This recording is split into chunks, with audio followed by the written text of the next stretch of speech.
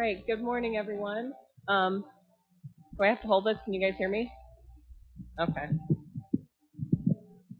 All right, is that better? Okay, so good morning, everyone. I'm Nikki Hoffman, also with the BLM. I'm out of the Grand Junction office. I think you're going to find a lot of similarities between my talk and the one that Amanda just gave. My co-author here is Troy Schnur, who's in the back. You've probably heard his name a couple times throughout the week. He's our river ranger in McInnis Canyons National Conservation Area. And really what I'm presenting is his work. So if you have a chance, if you're going on the trip this Friday on the field trip with him, then you'll get to hear a lot more about this, and he's really kind of the expert on it.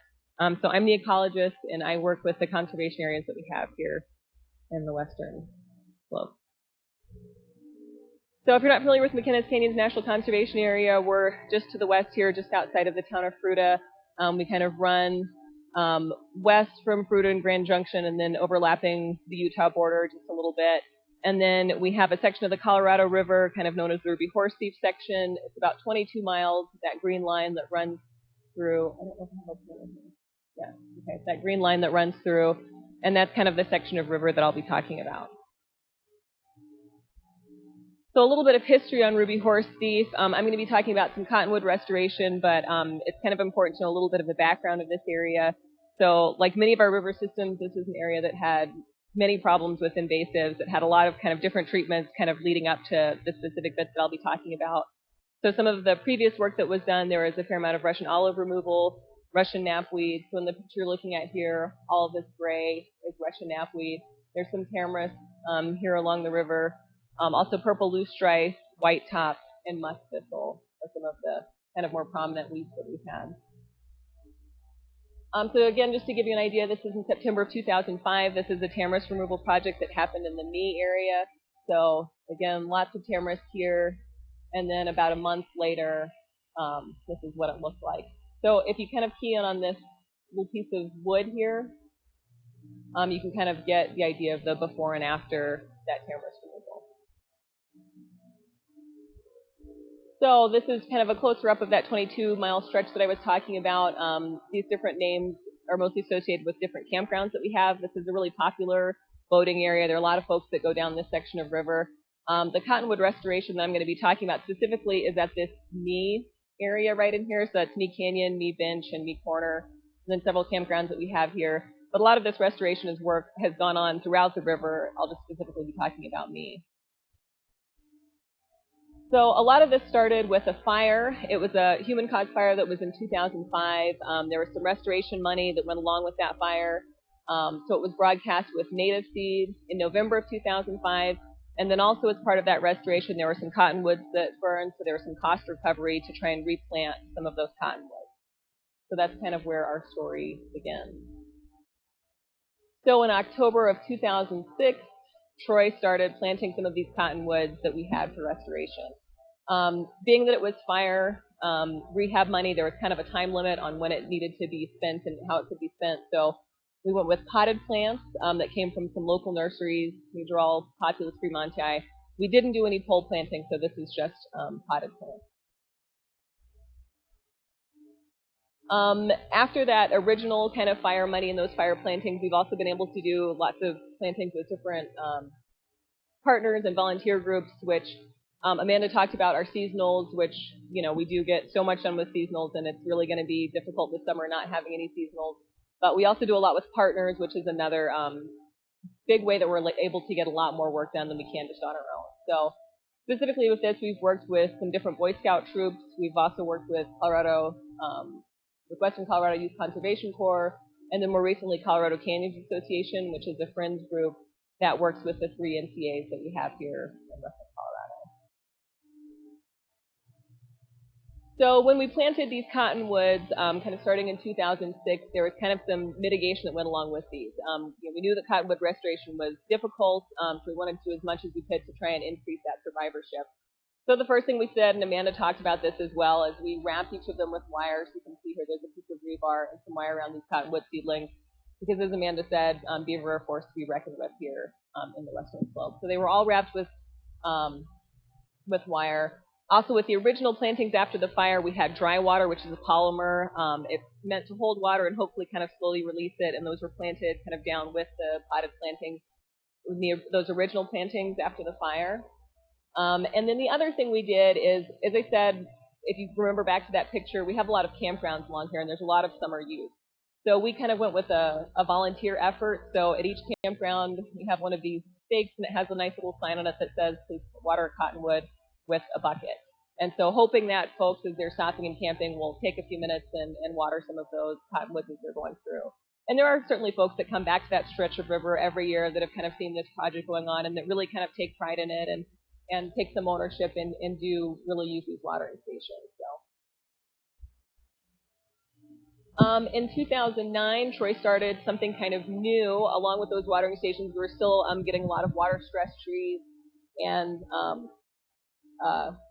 so we started this watering barrel system. So the picture over here on your right, we've got the barrel. This is about a 40-gallon barrel, like a pickle barrel size.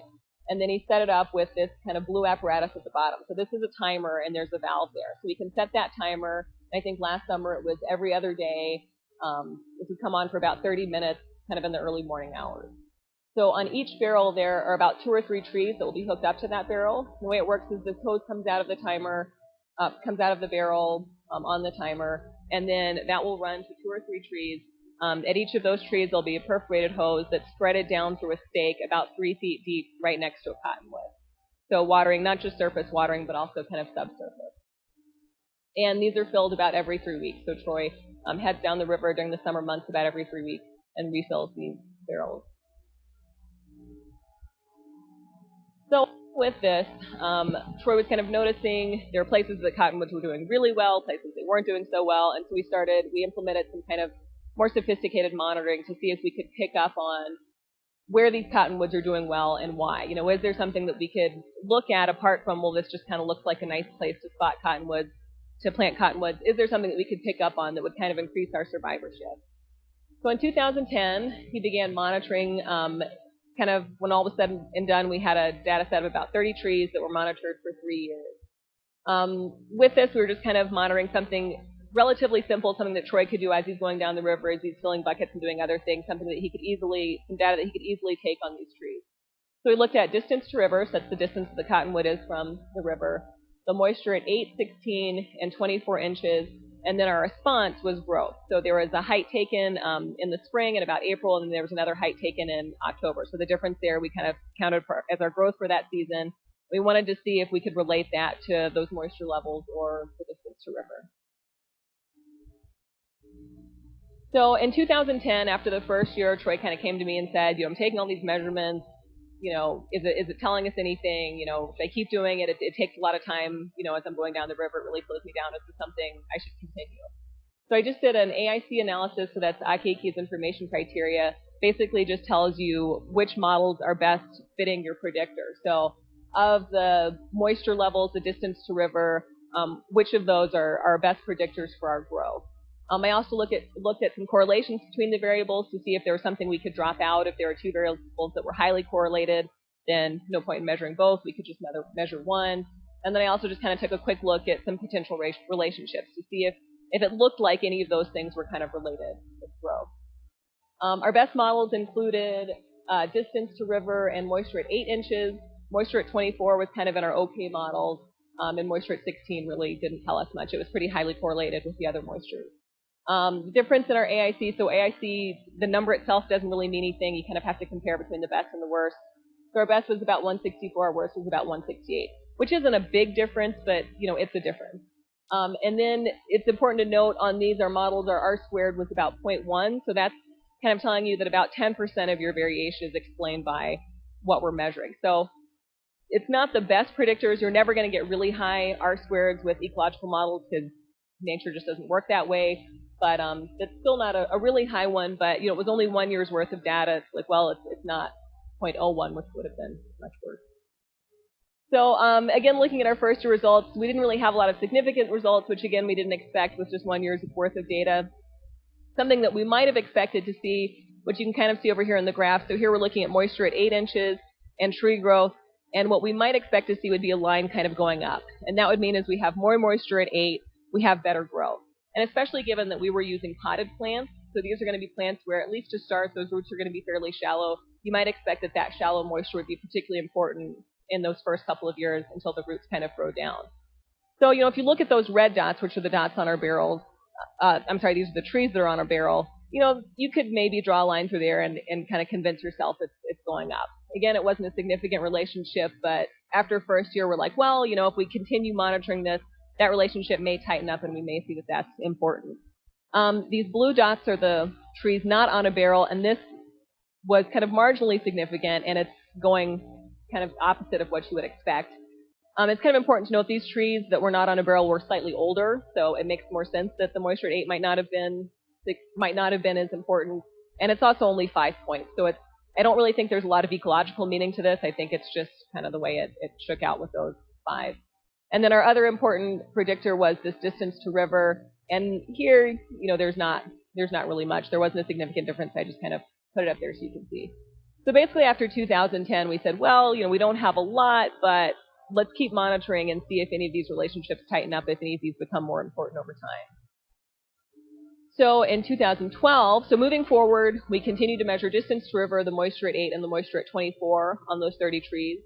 And then in 2012, we took another look at the data set, and this time we did just a logistic regression to see if any of those variables, that moisture at 8, that moisture at 24, or the distance to river, was doing a better job of predicting where our trees were going well.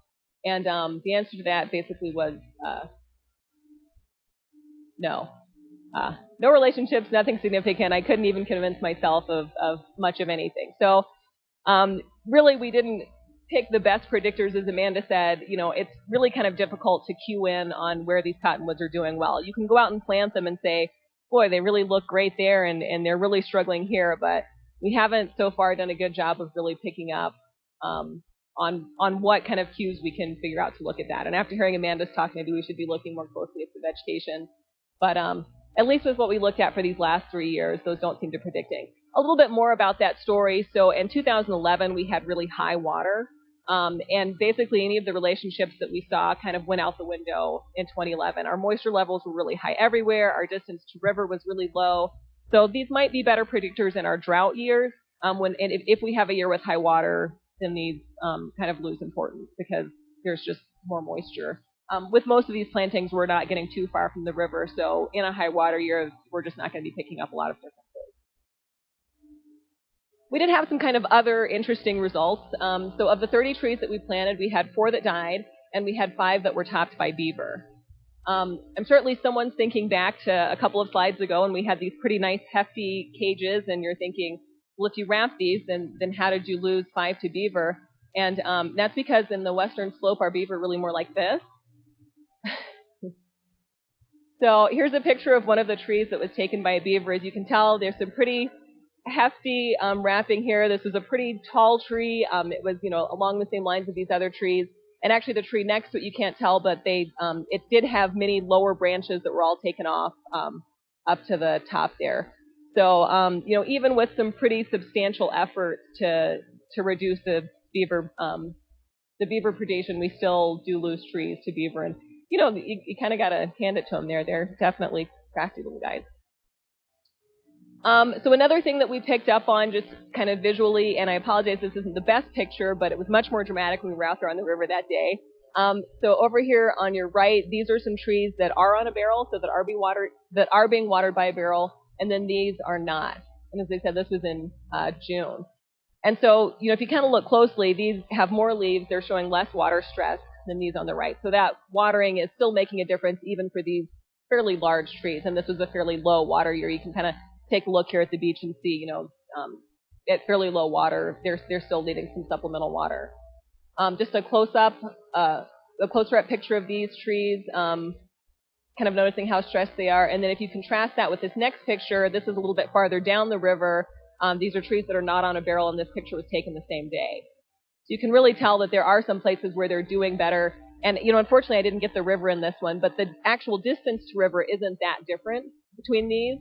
But, this spot, for whatever reason, they're really just doing much better there. So there are, kind of better spots to plant cottonwoods. And as I said, unfortunately, the predictors that we picked just weren't the best predictors to really predict where you can get this kind of growth versus this. Oh, so there was more I wanted to say here. So I've taken you from about 2006 to 2012 from our original cottonwood plantings, and really we're getting good survivorship. So over those 3 years, we had 21 out of 30 trees survive, which is really pretty good. It's about a 70% survival rate. But this has been intensive management, and it's been a very long-term commitment. So Troy's down the river several times a summer. You know, we have volunteer watering stations. They're on barrels. We're constantly kind of rewrapping and reassessing these. So this has been very intensive management. It's been a huge time commitment. But, you know, at the same time, we have gotten some pretty decent survival, and hopefully some of these will start to persist. And the other thing is, Amanda said kind of at the end of her talk that there is hope for actual reestablishment. When you look at some of these trees that now are off the barrels and appear to be doing very well, then you do kind of think, well, you know, maybe we really can get some real survivorship, and maybe at some point these trees can be more independent and more on their own and not require so much management. But the other thing that they really need is lots of love. So.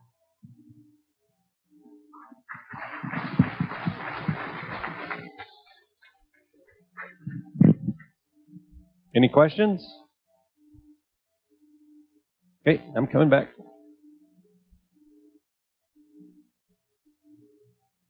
How long were you keeping them on the barrels on average? Was it just the first year like Amanda, or were you? No, some of these have been on the barrels for several years, for maybe 2 to 3 years. And then some of them have come off after a year. It kind of goes into that, the unpredictability of the site. As Troy said, you can really tell when they seem to be going on their own, because all of a sudden, you know, they get these huge, well, I suppose I could go back. You get trees that look more like this versus this. And then at that point, you can kind of take them off the barrels and they do well. But it's kind of been site dependent. So there's some that have been on the barrels for more than a year and some only for a year or so. And Troy can give you the full history on those different sites. I was just wondering how many total trees you guys have planted along that stretch.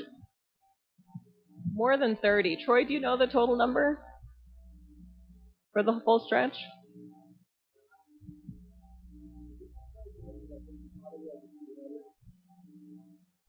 So over 200. At what point are you taking the beaver cages off? Well, as you can tell from that one picture, even when we kind of think, oh, you know, they're good to go, we can take the cages off, we don't. So many of these are still wrapped. I don't know that we've taken the beaver cages off yet. Another thing that Troy's done is a lot of sprouts. He puts a plastic tube around them that's cut open on one side, so it just kind of expands as the tree grows, and those essentially stay on until, you know, we kind of get around to taking them off. So we're still caging them up to a pretty good height and girth, because, you know, as you saw from that one picture, the beaver can take them even when you think they're safe, they're not really. Yeah. Are you seeing seedlings coming in, or are you caging them when if they are, or are the beavers getting those before you have time? Yes, we have found some seedlings, and actually a lot of sometimes what will happen is when we go in and remove the tamaris, we'll find some little seedlings that have been struggling, and Troy does cage any seedlings that he finds. Do you have plans to do soils testing? I don't know. With no seasonals, we'll see. We actually do have a project that we just started this last year on the Dolores River, where we have done more soil testing as we put the cottonwoods in. So on this river, it'll just depend on time, and with no seasonals, I think it will be unlikely to happen this year. But we did do some soil testing on the Dolores when we did a cottonwood planting just this past fall. So ideally, yes, but, you know, it'll all come down to what we can get done. One last question, anybody? Well, thank you very much.